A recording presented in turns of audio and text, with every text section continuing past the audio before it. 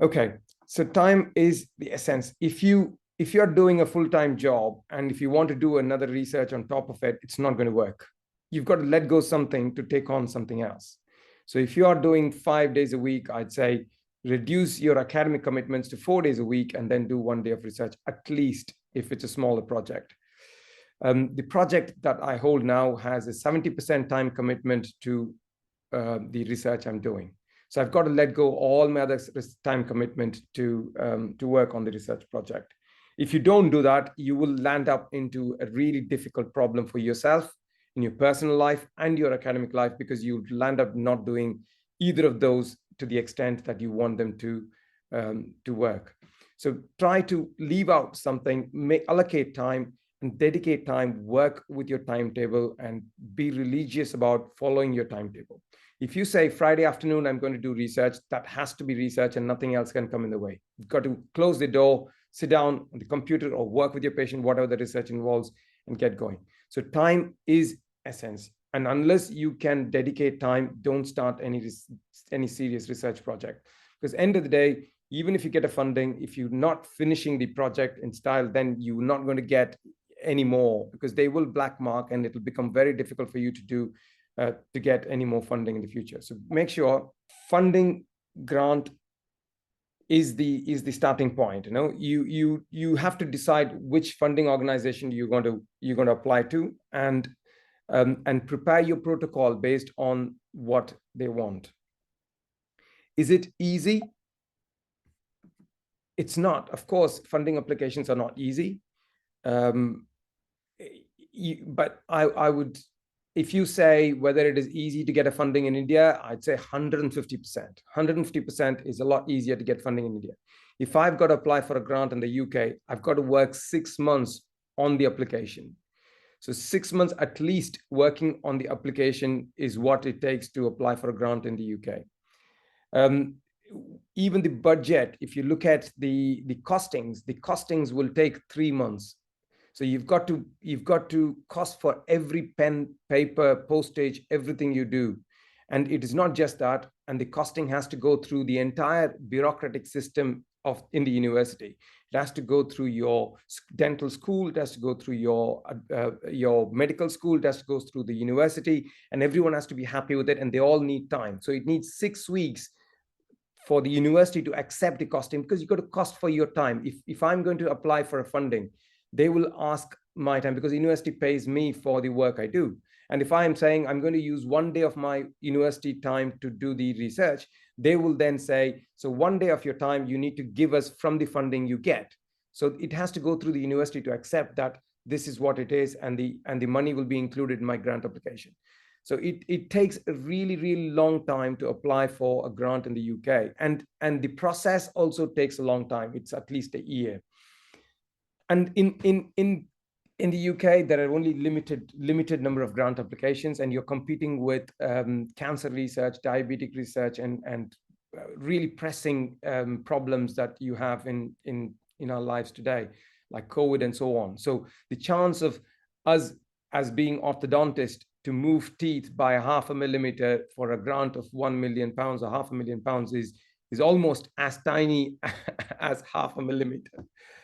Whereas in India, they're a lot more generous. The Indian government has money. They want good people. They want reliable people. They want trustable people to apply. You apply, you get it. You just have to make sure that you play the game properly. You play the game in the way that they want you to play, and you get your results. So what do we need? What do we need for?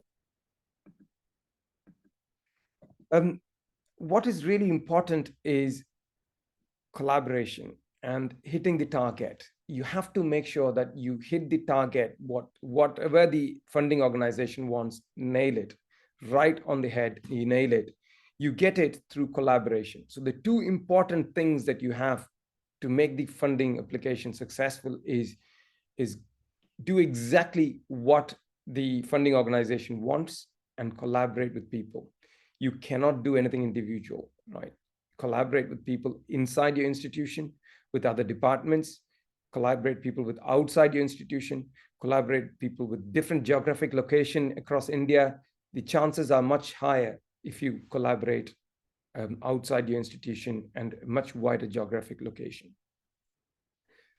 So this is the key. Never apply for any grant without any collaboration. It's not going to be successful. It's not going to be successful because they want more people. The more people, the more trustable it is, because there might be at least one of the 5 or 6 you collaborate who have a track record of having some funding, and that will help you get the grant. So you need to collaborate a lot more, and the more, the better. As I told you, Indian government has money. They have plenty of money, and they want good researchers. They want good people who they can be sure that they can finish the project. If you can show them that you can finish the project by your past experience or by putting a protocol that is right, neat, and with full details to every small extent, then you're more likely to get the grant. What do they need? They generally need a good track record. A good track record means not necessarily a funding, previous funding organization giving you money, but it's more to do with you showing them that you have done research in this area and you know what to do and you know how to do. So if you've not done any research, at least do a pilot project in the topic that you're applying and show them that you've done something and you've finished and you've got some results from the pilot project, which you'll attach in the application. So they want some track record for people. Good protocol. So the protocol is key, which I will talk in a minute about the topic. And the methodology, you need to make sure that your methodology is robust. What they don't want is to give you funding for a project where the methodology is not sound, and then at the end, you're not able to publish it and you're not able to disseminate your results because you've chosen a wrong methodology. So your methodology should be appropriate for the type of topic that you're choosing. Budget has to be acceptable. It should not be too much. It should not be too less. If you're doing too less, then they will then think it's not, you're doing it for the sake of getting the funding, but you're not doing for the sake of completing your research project. So your budget should be is exactly appropriate and should reflect the type of work that you're doing. So put some time in preparing the budget. I'll talk through that in a minute. Realistic timeline. Don't say to them that you'll finish a 3-year project in 2 years or in 18 months, or don't overextend it. Don't say that an 18-month project, you will take 3 years to finish it. You've got to make sure that you have a realistic timeline that's appropriate and that's doable in the time frame that you're suggesting that you will do them. Marketing, as you all know, anything that you are applying for or you want some help from someone, you need marketing. Give it a glossy touch. Glossy touch, I know it might be difficult to do that. It comes with the write-up. Glossy touch is how you write the protocol. I'll give you some tips where you can finish it off with some glossy touch. I did mention about topic. Topic is really important. You don't want to replicate something that's already been done. You want to do something that is really new. But new does not mean that it has to be new all the time.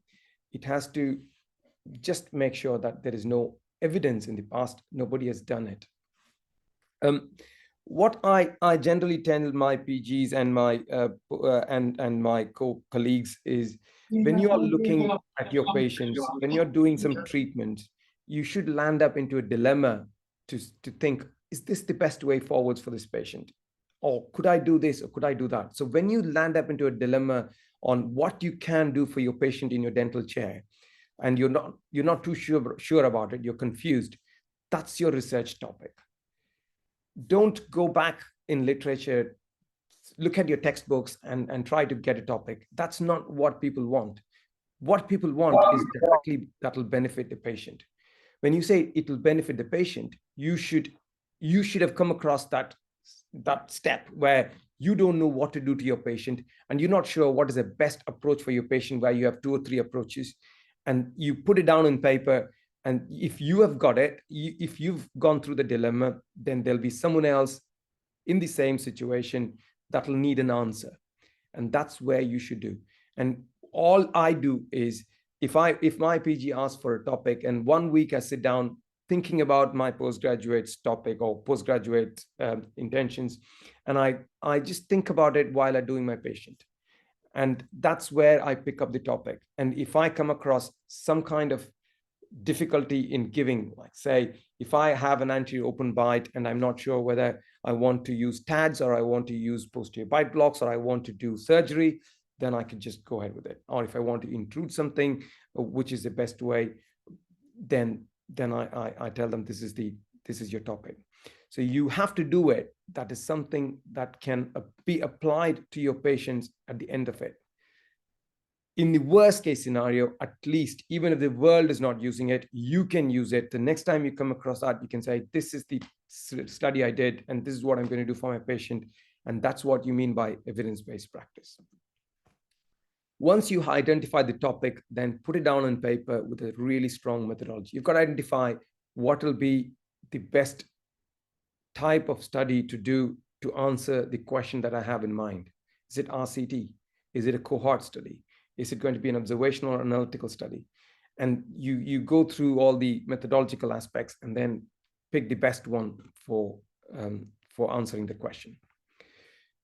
And in your mind, you should also be thinking on how to disseminate the results.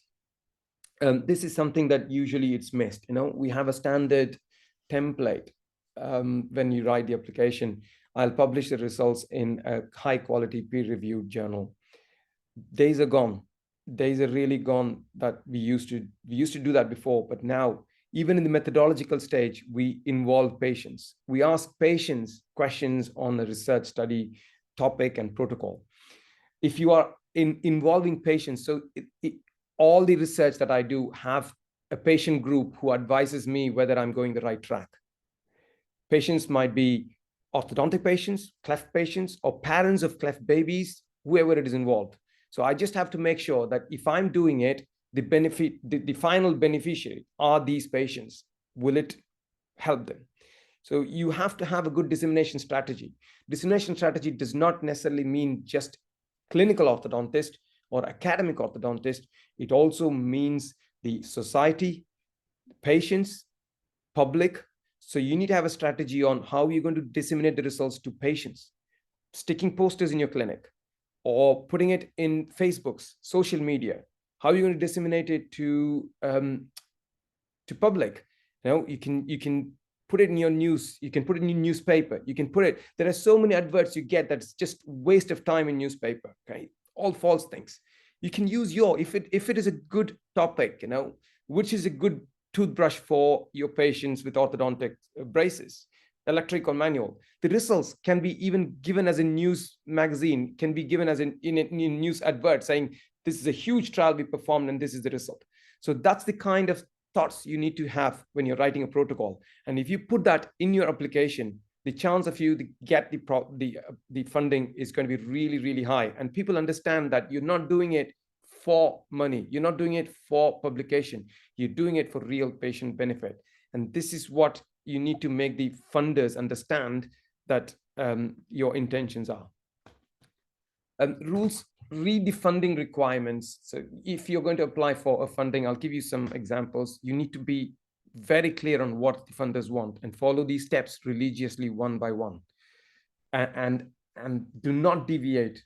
Do not deviate. Prepare the protocol exactly according to what they want. Make no mistakes, because what you don't want is, I've seen people who apply but being rejected to say the protocol is not in accordance to the way that the funders want. So you miss the deadline. They'll then say, apply for the next diet. Then it means that you need to wait for 1 full year before you can apply. So just make sure that you follow all the protocol that they have in place. Gather people at the start. Even before you develop the protocol, you have to build a group. This is a really funny story. I was trying to get a group of people to get involved in my research, and as one center I was talking to, I usually go one center by one center. We have a Zoom meeting before I get the protocol ready, just to explain. And I was just the lead surgeon was a really good surgeon, and he was. I said, let's have a Zoom call. Then I put the Zoom call in, and I was just one person there.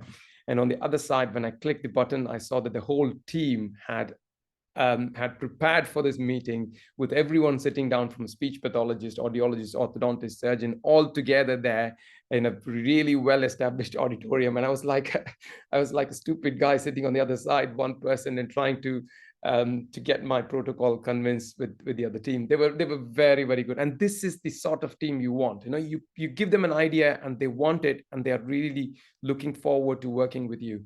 And this is the kind of team you put down together. When I say collaborate with people like this. So this is just one center who want to collaborate with me, and they're all up to speed with it straight away. And more people, the better it is. Wider geographic location, it's always nicer to have more collaborations and more thoughts and more ideas to refine the protocol. Have all our issues ironed out with every study member. Okay, you have to have a long-term relationship with them. They become your family in the end. So make sure that they understand every bit of it, and you give them the opportunity to give you ideas and to make the protocol better. And they will really like it in that stage. So you've got to involve them right from start. Delegate tasks to them. Just say, you take care of the photographic side, you take care of the study model side, and then they can lead that component of the research. Have a clear timeline. You have to give them timeline. You can't just say you do this and then leave out from there. You have to say, I'll come back to you in another call in a week's time. Can we get this ready for all of us? And show genuine appreciation for them. Not just by putting the name on the publication. They become your family. So you have to be really good with them and start building a relationship with them. Co-investigators, who are the other team members, they're really important, and you have to involve them and keep them updated in every stage. Always have a statistician on board. If you're applying for funding, you can include a statistician in the funding application. It gives a much higher weightage for the publication. And have a sponsor. Sponsor is usually your management, your registrar, or the financial authority of your institution. And you keep them informed of what you plan to do, what you intend to do.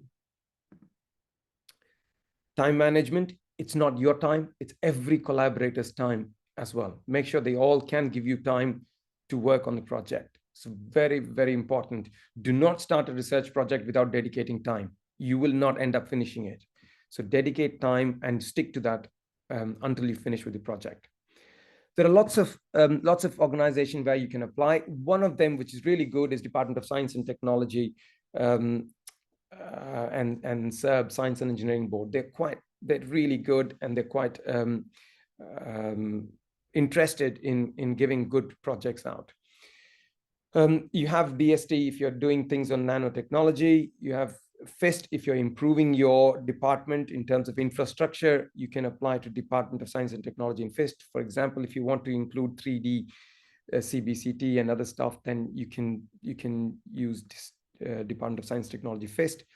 Department of Biotechnology, if your grants are big, if you have huge ideas, these are really, really good ones to apply for. All these ones on my screen are excellent ones to apply. They are really trustworthy grant organizations who can work with you in the long run.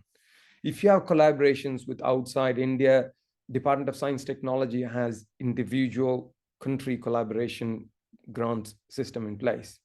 DBT Europe Hatch 2024 now is amazing. They do really big ones. And NIH USA is, of course, you probably would all know that NIH USA is the holy grail for all researchers. And they give out grants for any country. They're not just in the US, they do for any country. And I think in India, we have a few NIH projects running in the medical side. I've not come across any in the dental side, but we do have some in the medical side. They are a huge organization. You can get millions of dollars for grant. The important ones from the listed topics are these ones. For ICMR, you have to be a part of central government organization. If you're on private, highly unlikely. For the others, I think you have a good chance, even if you are a private run organization. Core Research Grant is one of them, which I really like. This is from the Department of Science and Technology. Startup exactly the same, Science and Engineering Board, and Power Grant, which is amazing. I think this is the best for people who are young researchers, who are women who want to apply. They are really good because if you're men, you unfortunately you can't apply, so you have to qualify for them. And they have two categories for new researchers, smaller scale. For big time researchers, you get a bigger, higher grant money. They're really good. If you are a women scientist, and this is the best place to apply. I'm not going to run through this, but please go through in the website. A startup grant is for young researchers. So if you don't have a track record, this is the place to apply. This is probably the best place to apply because it is exclusively for people who are starting up with a research career. Young researchers within 2 years of joining, you will require MDS as a requirement. If it is non-clinical, PhD is a requirement. If it is a clinical profession, then it is a master's as a requirement. If you have a track record, if you have some kind of funding in the past, then core research grant is probably a good one. You need to have some publications, not necessarily grant applications, but some good publications. It's a good fair system that you can apply. Everything is online. You have to make sure that you have all the co-PIs registered in the project and do it much in advance. Don't keep it to the last minute. The website crashes. All the Indian grant applications, the website crashes in the last couple of days. So make sure you are ready and you click the submit button at least 2 days before the deadline. Forget all this, but you can download all of these from their respective websites, which is this. Stick to their protocol. You see, when they say maximum 2 pages, keep it within 2 pages.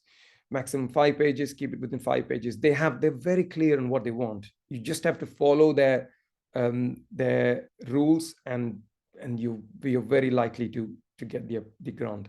If you have good pressing problem, good methodology, good write-up, and you have good collaborators, that's the key. You are more likely to get it. Budget, I just want to touch on budget. Don't overestimate or don't underestimate. Make sure you put the correct budget in place. Discuss with your co-investigators exactly what financial remuneration you're going to give them, or if it is just by the way of publications or whatever you want to work with them.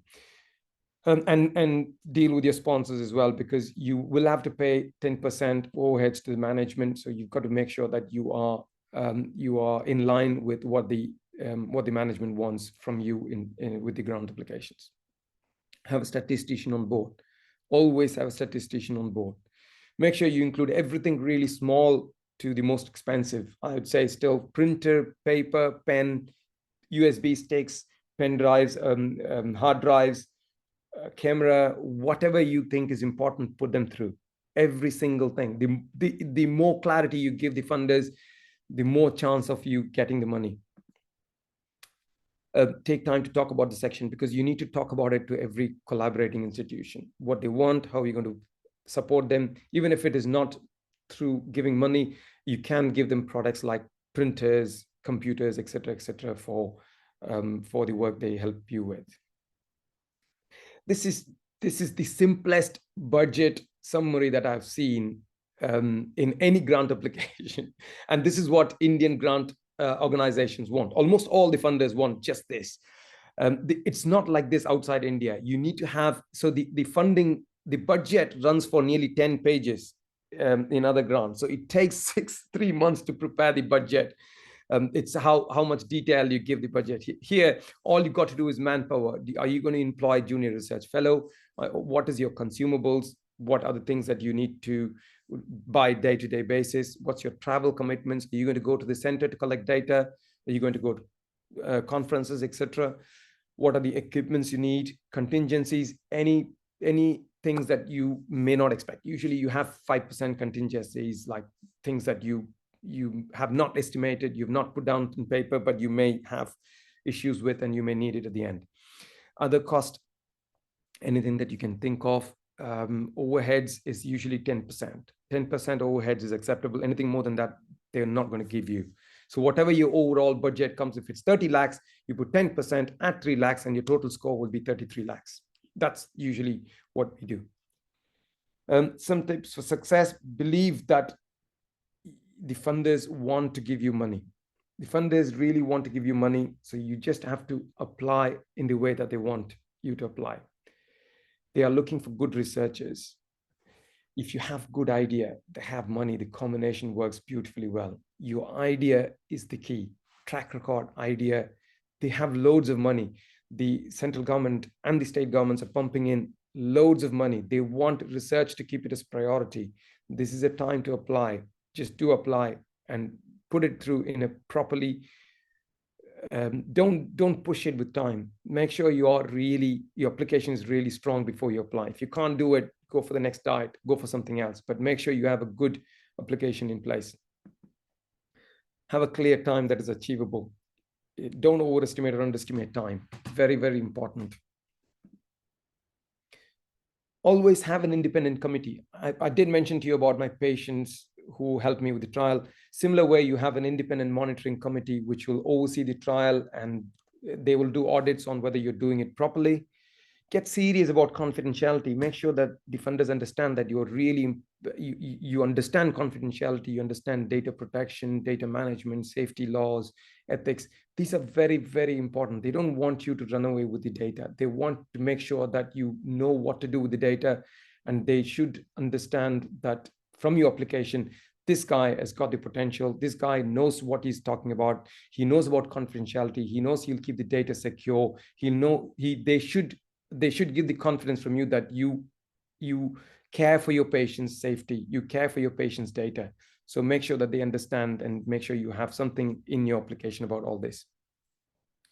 Make it understandable for experts outside your specialty. Don't put everything in dental jargon, dental words.